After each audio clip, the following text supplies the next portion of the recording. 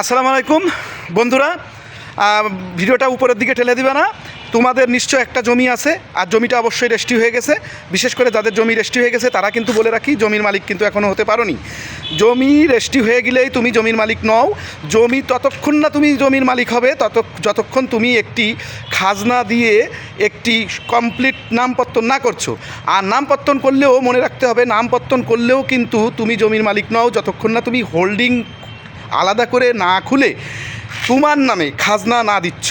তো কি করতে হবে বলে দেয় আবার, কি করতে হবে? জমি রেজিস্ট্রি করে একটা দলিল হলেই তুমি জমির মালিক নও, সাথে সাথেই নামপত্তন করতে হবে।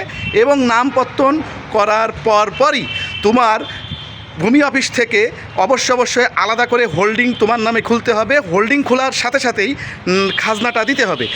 এই খাজনা রসিদ এবং হোল্ডিং খোলার পরেই কিন্তু তুমি হয়ে যাচ্ছ জমির মালিক। তার আগে কিন্তু তুমি জমির মালিক হচ্ছ না সরকারের লিস্টে।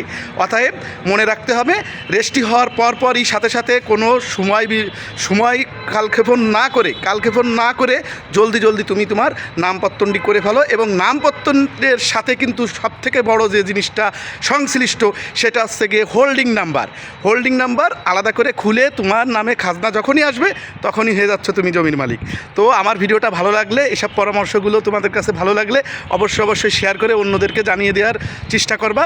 তোমাদের জন্য আসি আমি ইনশাল্লাহ, সবসময় আসবো, সবসময় পাশে থাকবো। সবাইকে জানাই আন্তরিক ভালোবাসা এবং অভিনন্দন।